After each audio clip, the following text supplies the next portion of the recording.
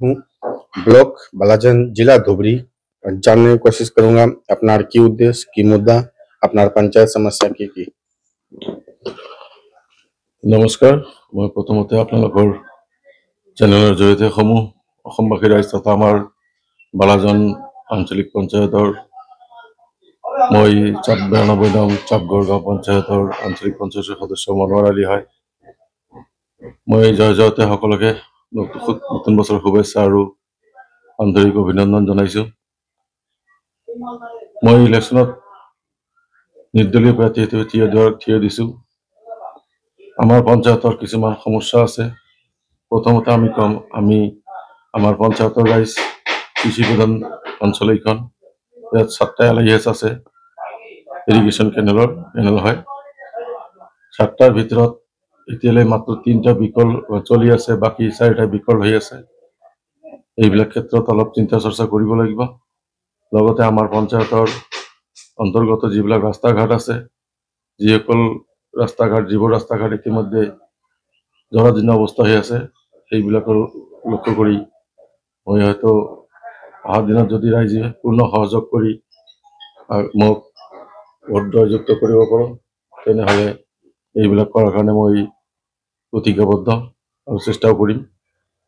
লগতে আমাৰ পঞ্চায়তত হাইস্কুল সদ্যহতে এখন হৈ আছে, ME স্কুলৰ লগত ML গ্ৰেড হৈছে। এই অঞ্চলত বৃহৎ অঞ্চল যদি কোনো মেট্ৰিক পৰীক্ষাৰ কোনো চেণ্টাৰ নাই, এইটো আমি আশা কৰিছোঁ অহা দিনত হয়তো ইয়াত যাতে আমাৰ কণ ল'ৰা ছোৱালী ভণ্টি ভাইটিসকলে ইয়াতে মেট্ৰিক পৰীক্ষা দিব পাৰে, তাৰ কাৰণে মই এটা চেষ্টা কৰিম।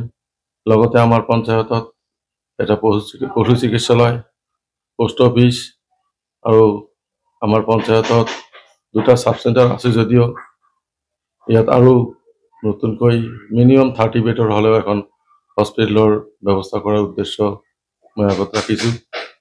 ইয়াৰ লগতে আমাৰ পঞ্চায়তৰ যিবিলাক ৰাস্তা ঘাট আছে তাত ষ্ট্ৰীট লাইট লগোৱাৰ বিশেষ জৰুৰী বুলি মই ভাবোঁ।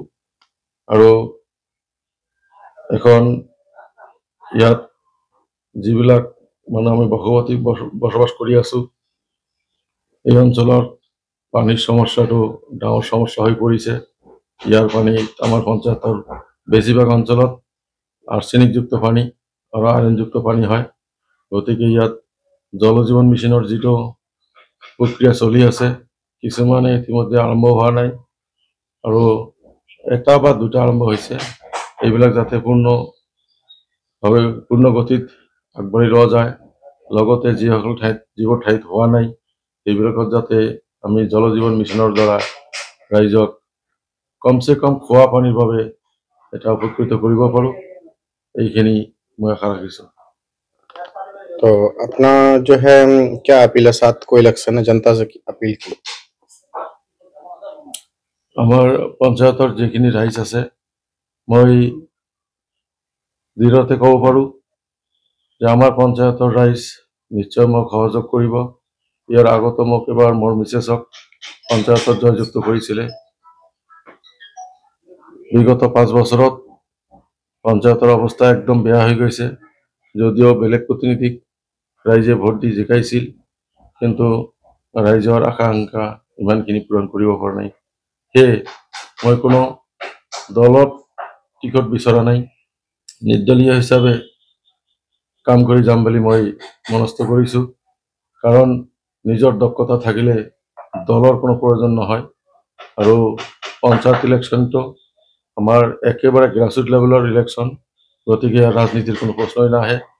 ৰাইজে যদি সহযোগ কৰে, মই আশা ৰাখিছোঁ মোক নিশ্চয় ৰাইজে বিপুল ভোটত জয়যুক্ত কৰিব। কাৰণ যদি মোৰ এটা বিশ্বাস, যোগ্যতাৰ ভিত্তিত যদি ৰাইজে প্ৰাৰ্থী নিৰ্বাচন কৰে, তেনেহ'লে মোৰ নামটো নিশ্চয় আহিব বুলি মই ৰাইজৰ আগত একদম বিশ্বাসী।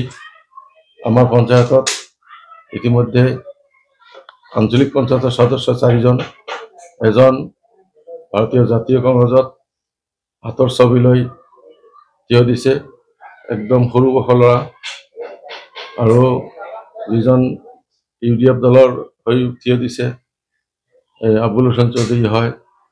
তেখেতে বহুত দিন ধৰি কংগ্ৰেছ কৰি আছিল।